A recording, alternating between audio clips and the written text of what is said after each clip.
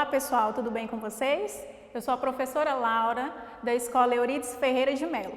Hoje vou estudar um pouco com vocês sobre carta, vocativo e pronomes de tratamento. Vamos lá!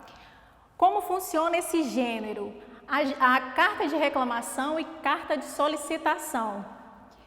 Eles são textos persuasivos, pois o interlocutor tenta convencer o receptor da mensagem.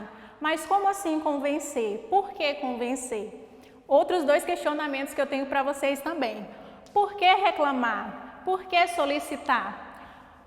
Quando você faz um pedido pela internet de algum produto, por exemplo, um tênis que você compra, ao chegar o seu pedido, você percebeu que ele veio sem um cadarço. O que você pode fazer?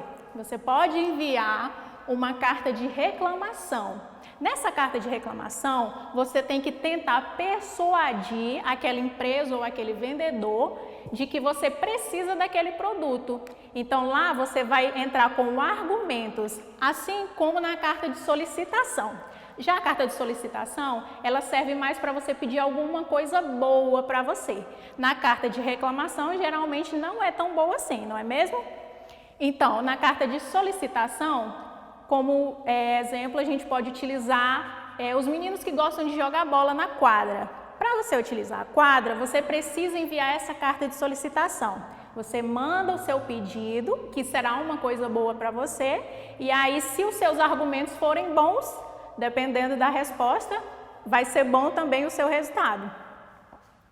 Em relação à estrutura da carta, primeiramente, a gente tem que situar o leitor dela no espaço e tempo. O que é o espaço?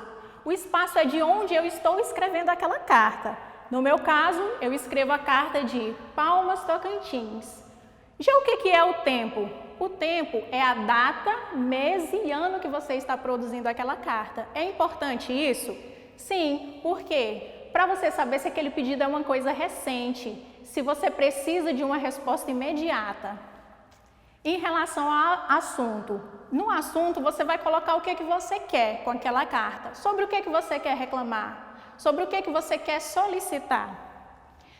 Geralmente, o assunto da carta vem primeiro, que é para poder chamar a atenção do leitor, e em seguida você vai entrar com a sua persuasão, os seus argumentos, por que você precisa daquilo. Em relação ao vocativo, ele vai ser o chamamento, para quem que você está escrevendo aquela carta, com quem você vai estar falando. Que nesse caso é o seu destinatário. Quem é o destinatário? É a pessoa para quem você vai enviar a carta. Para quem escreve a carta, há a denominação de remetente. Se você está escrevendo a carta, neste caso, então, você é o remetente. Sempre que você utilizar o vocativo, ele vai vir seguido da vírgula ou então de 2 pontos, porque embaixo dele você vai decorrer o seu texto, vai escrever o seu texto, falar sobre o seu assunto, vai argumentar. Exemplo. Senhores pais, viu aqui que eu utilizei o vocativo? Com quem eu estou falando? Com os pais. E o que eu coloquei depois dele? A vírgula. Poderia ser 2 pontos também. Logo em seguida, você vai escrever sobre a motivação, a justificativa. Por que você está pedindo aquilo? Por que você está solicitando? Nessa parte, você vai ter que entrar com seu poder de persuasão, vai ter que utilizar as técnicas e os argumentos. Logo depois, você vem com uma conclusão, você vai finalizar aquele texto mostrando para ele o porquê que foi importante aquele seu pedido ou o porquê que foi importante aquela sua reclamação. Depois, você vai se despedir naquela carta, utilizando atenciosamente, carinhosamente, mas sempre com muito cuidado, porque dependendo da pessoa, dependendo do destinatário daquela carta, a palavra que você utiliza aqui pode influenciar positivamente ou negativamente. Em relação à estrutura da carta, só retomando, foi isso que a gente conseguiu aprender até o momento. Primeiramente, você vai situar o leitor no espaço e no tempo, logo depois falar sobre o assunto, usar o vocativo, que é aquele chamamento, é o destinatário, a pessoa com quem você está falando. Depois a motivação, que é onde você vai persuadir o leitor da carta, tentar convencê-lo daquilo que você quer. e depois a conclusão e despedida. Na carta é possível perceber bastante a utilização dos pronomes de tratamento. Ele vai vir aqui, junto com o vocativo. Vamos realizar a leitura do slide a seguir para vocês entenderem melhor. Esse modelo é uma carta de solicitação. Olha lá o exemplo, como eu disse para vocês. Primeiramente, ele está situando o leitor de onde está surgindo aquela carta, de onde aquele escritor fez. Palmas, 5 de setembro de 2020. O mês, pessoal, sempre tem que vir escrito por extenso, tá? Logo depois, ele coloca o assunto. Sobre o que se trata essa carta? Sobre a leitura de livro literário. Depois, ele utiliza senhores pais ou responsáveis. Senhores pais, lembra do exemplo que eu usei com vocês, do vocativo? É o chamamento, que é senhores, ele está chamando a atenção dos pais. Logo em seguida, ele usou o que ali? 2 pontos, certo? E depois ele vai em seguida, ele vai para o corpo do texto, que é onde ele vai mostrar as ideias dele e fazer o seu pedido, a sua solicitação. E ele já começa assim o texto. Solicitamos que o ou a seu filho ou a sua filha faça a leitura da obra A Ilha do Tesouro, de Robert Louis, que será utilizado no componente curricular de língua portuguesa. O trabalho terá início na quinta-feira, 10/9, e é muito importante que todos os estudantes façam a leitura deste livro, disponível em PDF na plataforma Palmas Homeschool. Aí ele já colocou a solicitação. O que ele queria? O que ele queria nesse texto, pessoal? Ele queria que os filhos fizessem a leitura da obra. Logo depois, ele já justificou por que eles teriam que fazer isso. Por quê? É muito importante que todos os estudantes façam a leitura deste livro.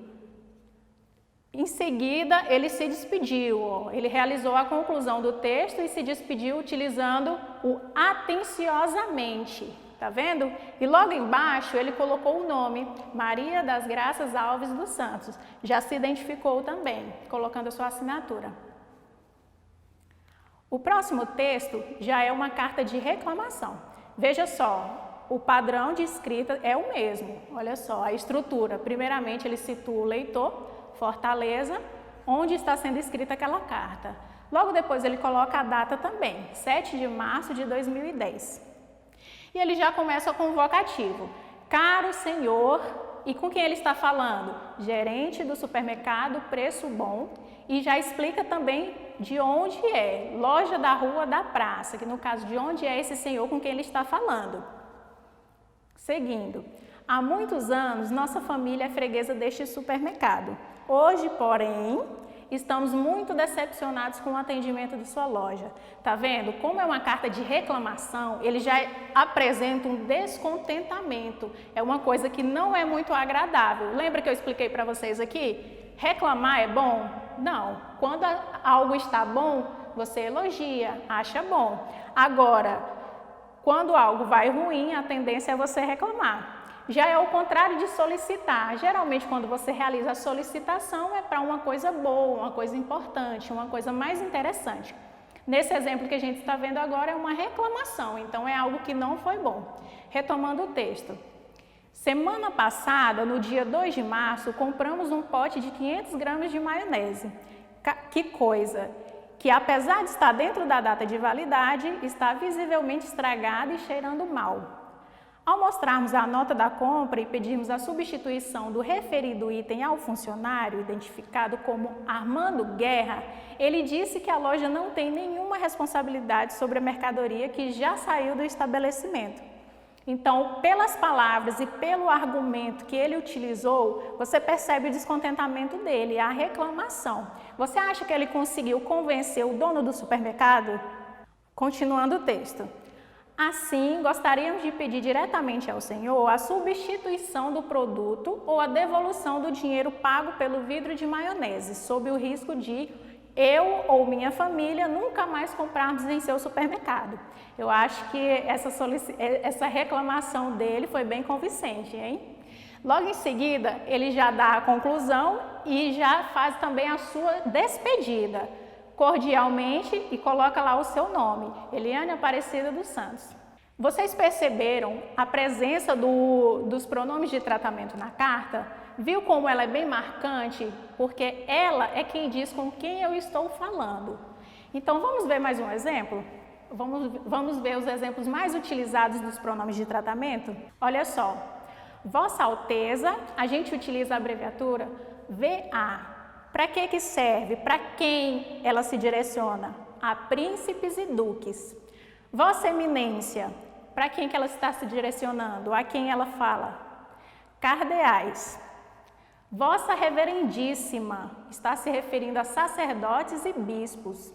Vossa Excelência, altas autoridades e oficiais generais.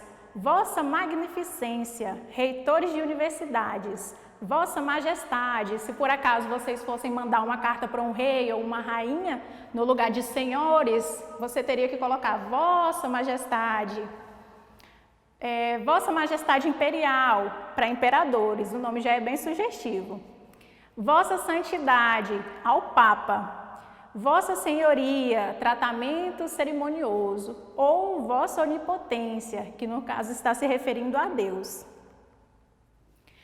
Então, pessoal, essa foi a nossa aula. Só retomando novamente, estudamos hoje sobre carta de reclamação e carta de solicitação. Relembrando, o que são elas? São textos persuasivos. É texto onde você vai ter que trabalhar com convencimento. Você vai ter que convencer aquela pessoa a alguma coisa, ou algo que você reclamou e acredita que tem direito que seja reparado, ou então ao solicitar alguma coisa. Sua estrutura, temos que situar no espaço e tempo primeiramente, logo depois eu entro com um assunto sobre o que se trata aquela carta, depois eu venho com o vocativo, que eu estou me tratando a quem? Destinatário. Não se esqueça, sempre seguido de vírgula ou 2 pontos. Depois eu tenho sempre que colocar a motivação e a justificativa, que é onde eu vou utilizar os meus argumentos daquela carta. Para finalizar, a gente vem com uma conclusão e a despedida. Espero que vocês tenham aprendido bastante nessa aula. Não deixem de acessar a nossa plataforma Homeschool. Até a próxima!